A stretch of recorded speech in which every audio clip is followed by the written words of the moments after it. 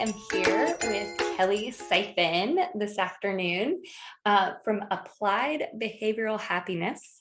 So Kellie is actually helping us build out some of our newest classes here at Nurtured Nest, and we lovingly call them the years classes right now.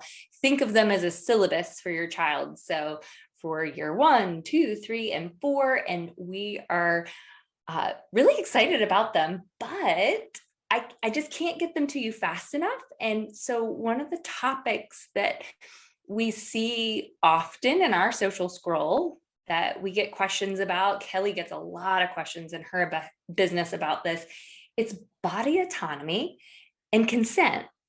And I, face some of that in my own parenting journey. So I was really excited to have Kellie here. But Kellie, tell us briefly about what you do day to day. Absolutely. Thank you so much for having me, Kathryn. So I'm the owner of Applied Behavioral Happiness, where we partner with parents to overcome challenging behavior through skill building programs and play. Our big focus is on making sure we're using consent-based services, so helping kids choose to make behavioral changes instead of coercing or forcing those changes. It's been a really cool process for us to find the best ways to do that, and we love being able to share it with the families we serve.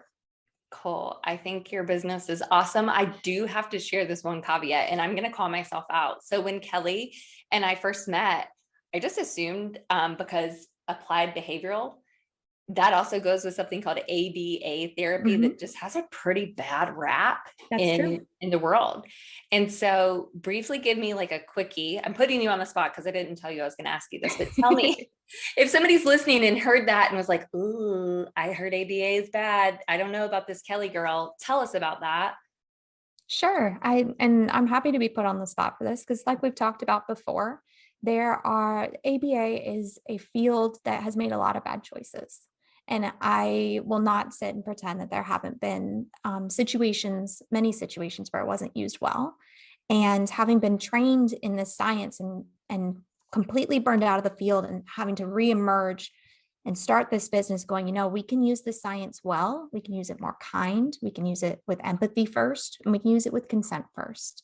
And to take the newest research and really bring those pieces in and go, this can be better.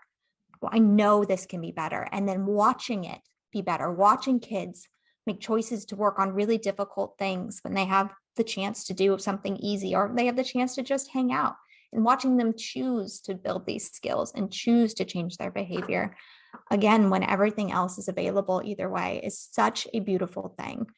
And I think if you are concerned about behavior analysis, again, you have every right to be. I'm more than happy to talk to you about it and to talk about the pros and cons as we go along.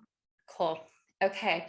Well, what I want to talk to you today, I'm going to bring in some of my own personal parenting journey, and I think it's about consent. So as a female right now in this current climate, I think consent is brought up a lot. I think I reflect upon my childhood, my adolescence, and realize how much I wasn't taught about consent, that just kind of going along with things. And I think about there were probably some harmful things, some yucky things that happened to me because I wasn't aware. And my generation wasn't as, I guess, cognizant of this body autonomy thing. And so as I'm raising my girls, I want to instill that in them, but I also don't want to be so extreme.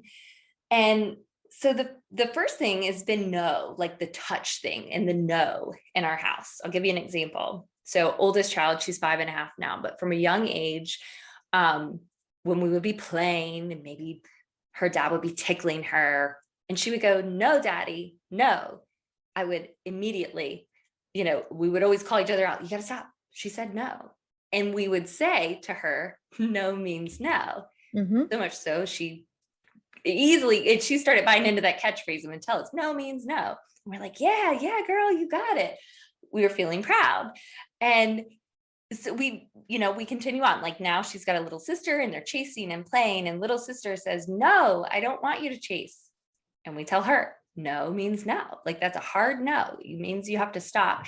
And I'm hopeful that transfers over, into future life.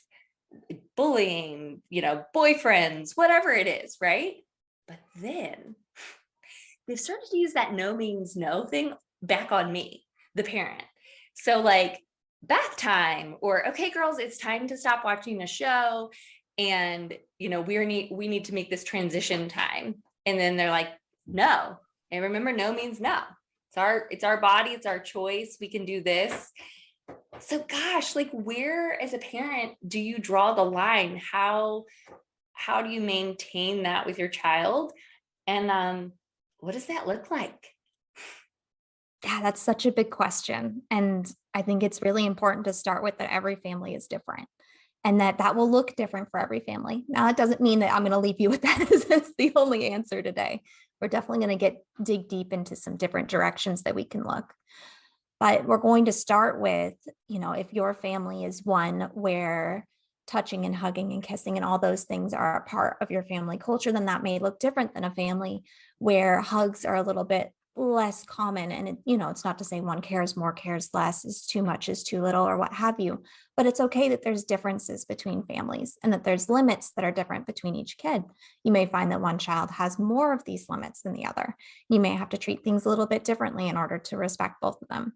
And at the same time, you have to be able to set these boundaries as the parent and be able to work through, because I'm sorry, you can't eat ice cream for every dinner, stay up till midnight and not go to school tomorrow. It's just not going to work, my friend. It's my job as the adult to care for you. And sometimes that means a difficult decision has to be made on my part to not be the fun guy. That's just the way it's going to be. So let's take that example. You just said, can I tag yes, on please jump in. Said? So one of the things that I often tell my children is that my job is to keep you safe. Mm-hmm. That is like, and then if they question some of the things I do, I'm like, oh man, what is my job? And now both at 3.25 and 5.5, they can repeat back to me, job is to keep me safe. Or if, what's daddy's job? To keep you safe.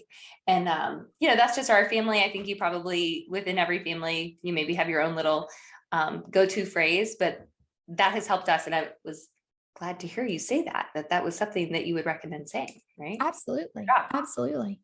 Okay. What comes with a phrase like that is a really good, like, hey, here are the ways that we can teach you that I am trustworthy of having that job, and how to pick out which people may not be trustworthy of having that job. So they may not have your best interest in mind, because there are some hard no things where like, hey, it's been a week, we have to take a bath.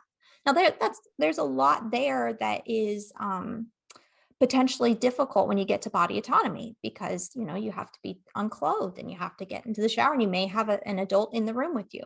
And we want to make sure that when we have, hey, mommy and daddy are here to keep you safe, here's how you tell that this person is safe and going to care for you. Here are the people that never would qualify, period. No matter what they say, what they do, they'll never qualify for that. And what do you do if one of them tries to act like they're being mommy or daddy or trying to be this safe person? What do you do to be able to parse out, yeah, this is somebody who doesn't have my best interest in mind? And some of those skills are much more complex. So when we're talking 3 and 5-year-olds, it might just be mommy or daddy or direct permission from mommy and daddy, period. End of the line. That's it. But there are times, where this is just for your safety. And it sucks, but I do have to pick you up because you can't sit in the middle of the road. Like, hey, I'm going to talk you through it. I'm going to tell you what I'm doing and why. And we're going to talk about it after. It'd be like, hey, I know you didn't want me to pick you up just then. It's my job to keep you safe. That's why I picked you up. Do you want me to do it differently next time? Let's talk it through. But taking those moments to go, this is why I'm doing it. This is what I'm doing. How can I make you most comfortable with it? Because it has to happen. And this is why it's, with me and not with somebody else. Hey, Kelly, I know I'm derailing you from your original thought. We'll get back there. But I just wanted to say that I think that that's really good for us to hear as parents. I was having another behavior thing going on and shared something in a blog about that. And I that was stepping away from the situation. And then of course I scroll past something that says never leave your child in a fit. And I'm like, wow. And it's similar here. So it's like body autonomy, respect them, don't pick them up, it's their body. And I'm like, but wait, there's certain times like, then you have to physically move them or physically put them someplace. Like I've had to our 3-year-old this weekend. I've had to physically pull her out of a situation. And that's just really good to know that there are situations that warrant it, and being able to talk with them through it and just staying that calm leader parent and letting them know and demonstrating that is how you get through that. But to be a respectful parent, which I think a lot of us listening want to be these respectful parents, it doesn't mean that you don't ever pick your kid up or move them when they're protesting you, or you don't tell them no when, or go against their no, I guess is a better way to say it. So Sure. thanks for that. Yeah, I think the next important point on that is to encourage them to tell another adult afterwards. So Mm. if you pick them up like, hey, this happened, you said no, and I had to pick you up, you should make sure you tell dad about it. So that immediately they go, this didn't feel quite right. My next step after I've talked it through, or this person won't talk it through with me, I'm going to go to my safe person and tell them about it. That's my next step forward. So again, you're creating that pathway of this is perfectly normal to be able to talk about these things. This is the safe path to go. If something doesn't feel quite right, if that no wasn't respected in that moment, my next step is to tell a safe person. And it becomes a moment of connection with everybody in there. Hey, man, if we walked away from this conversation with just that, what a good ad. And I want you guys to know we're talking about young children. We're talking about, you can start doing these things with your babies, right? They may not Absolutely. respond and they may not respond in the way that you would want them to, but before you know it, they will, and they'll become accustomed to it. So as you're listening, if you're thinking, oh, I wouldn't do this with my child, yeah, you should get in these habits now. It's good to practice the language. Absolutely. Okay. Especially when we're talking diaper changes and things with kids, talking them through, hey, I'm about to change your diaper. This is what's going to happen. Just practicing that talking through can be really helpful in the long run. Kelly, you'll love to hear that in baby's first year, that's our brand new class that Mhm. Irene Googe, she's a postpartum doula, and she's going to be doing that. And we actually do a whole demo on diapering, and because it's such great connection, Love it. but it's also really respectful Mhm. for your kids. And it's just good practice from the very beginning. Okay. Tell us, we're not going to keep you guys here very long today. Like I said, I think I've got my golden nugget. I can walk away, but share with me, if you could tell parents of, toddler, preschool age parents, anything about this, how to approach body autonomy and teaching consent in their house, what would you tell them? I'd say think about the situations where you're likely to get a no. So you have to get off the tablet and come eat dinner. And P.S. I made the thing that I'm pretty sure you're not into, or it's new, heaven forbid, or I may have peeled the banana wrong. You just don't know. There's a couple of things that are likely not going to go perfectly smashed together. Okay, I know this situation is coming up. What I might try to do is come in, and this is, fairly common advice, to come in with a choice and to go, okay, we need to be getting off of the tablet. Do you want 2 more minutes or 1 more minute? Okay, you chose two, not surprising.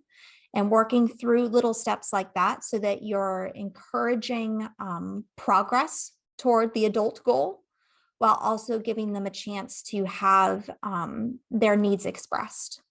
Now, will it work perfectly every time? Absolutely not. Toddlers are exceptional at finding loopholes, but it's a great place to start in coming in with, okay, this is going to be difficult for them. How do I give them some control and some autonomy as we work through this together? And I'm here to help you work through this. We've got to put that down. We've got to get to dinner, but it's not about, kiddo, you're right, you're wrong, you made a good choice, bad choice. It's I'm here to support you working through this moment. And again, sounds simple. It's not, but we'll talk about that even more as these years classes come along. Yeah, no, that's good. And it echoes something I was listening to. Some of you may listen to Janet Lansbury, and I love her dearly. Sometimes she's living in a super perfect world. But you know what she said? And I'll share, this is my interpretation of what she said. So this is not verbatim, but that in those situations, absolutely, those two choices, of course, we're not going to give them like 3-4 choices. You heard Kelly say like 2 choices and help them move. Those transition times, Janet emphasized, are the hardest times, especially for toddlers, 3-4-year-olds, like transition time. So just know in your head to plan ahead that might be hard. And that if they kind of, this is my word, Janet didn't say this, but they like buck at you, like, right? Like they're not taking your choice. That sometimes as the parent, that's when we have to step in as that strong leader. But I think we do it with that language. And Janet echoed this too, but you were saying like, I'm here to support you. And this is what we have to do right now. This is what happens next in our day. And I know that you really want to continue watching that show, but it's over. We have to feed our bodies because that's what gives us energy and keeps us healthy. The end. And if there's a toddler there, they're probably going to try to logic with you or like throw something down. And that's where I get weeded. I start trying to logic and you just stick with, so what I'm trying currently testing in our house is just sticking with that same story. Oh man, I hear you. Or just even looking them in the eyes and giving them that affirmation.